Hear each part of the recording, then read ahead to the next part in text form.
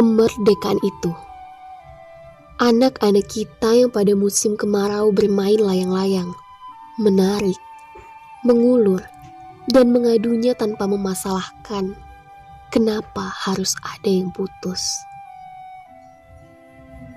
Tanpa pernah memperhatikan awan-awan yang suka berarak menjauh di sana, dan tak pernah terlintas dalam benak mereka untuk bertanya, apakah langit yang merupakan kerajaan layang-layang mereka itu ada batasnya.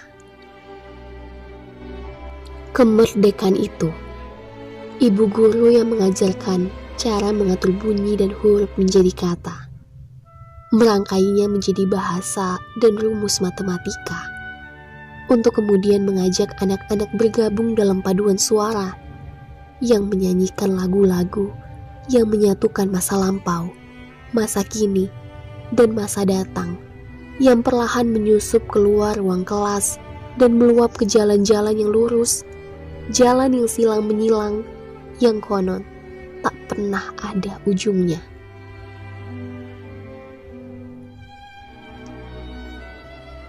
Kemerdekaan itu, perempuan dan laki-laki yang menjalar seperti ular beriringan di sela-sela kebun teh.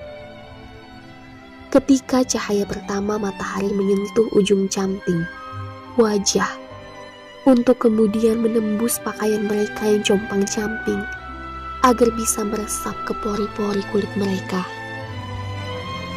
Semua itu menyatu begitu saja di pundak bukit, tanpa pernah ada yang bertanya, siapa gerangan yang mengaturnya.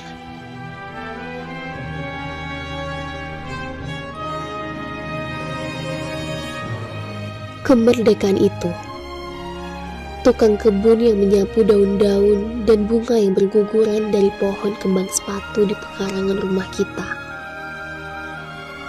lalu menebarkan air segar dan tanah basah, dan apapun bisa tumbuh dan berbunga, berbuah, dan membagi-bagikan pesona harum dan lezatnya begitu saja kepada kita, tanpa memperdulikan demi apa. Kemerdekaan itu, Pak tua yang sendirian di atas perahu, beberapa kilometer jauhnya dari daratan, membawa jaring kecil dan joran yang di ujung tali pancingnya dipasangnya umpan.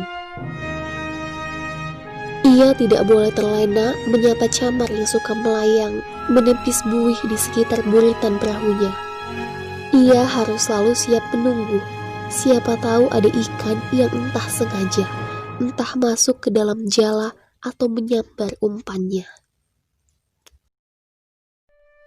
Kemerdekaan itu, pramugari yang memperagakan cara menyelamatkan diri dan memeriksa apakah semua penumpang sudah mengenakan sabuk pengaman. Lalu buru-buru duduk ketika terdengar dari kokpit agar bersiap-siap sebab pesawat segera akan tinggal landas. Ia sudah sangat terlatih untuk itu. Kemerdekaan itu, segerombol orang muda bersepatu. Beberapa di antaranya mulai melonggarkan dasi sambil menenteng tas. Beberapa lagi membincangkan berita koran hari ini, menunggu bis kota di shelter. Tak bosan-bosannya menoleh ke kanan, harap-harap cemas menunggu.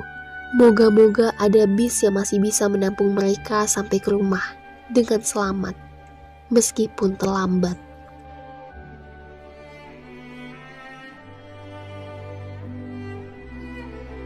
Kemerdekaan itu, sepasang oma opa yang duduk di depan televisi menyaksikan gosip selebriti, wawancara dengan pejabat, reruntuh banjir, topan, gempa, kebakaran hutan, kecelakaan pesawat terbang, dan begitu banyak iklan. Semuanya tak tertampung lagi dalam memori yang begitu terbatas. Mereka pun merasa letih dan jatuh tertidur, membayangkan cucu mereka berangkat ke sekolah besok pagi.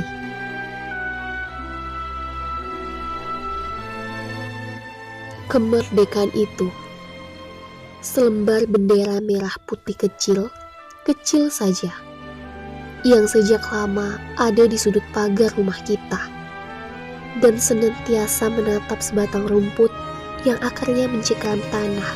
Betapa keringnya pun yang tak pernah memasalahkan percintaan yang tulus dengan embun yang menyelimuti mereka malam-malam dan harus sesaat menjelma kabut untuk segera raib. Tak pernah dipersoalkannya mengapa ia di sana menyayangi rumput yang merasa bahwa tugasnya hanya tumbuh, tak soal apapun musimnya. Kemerdekaan itu segala-galanya.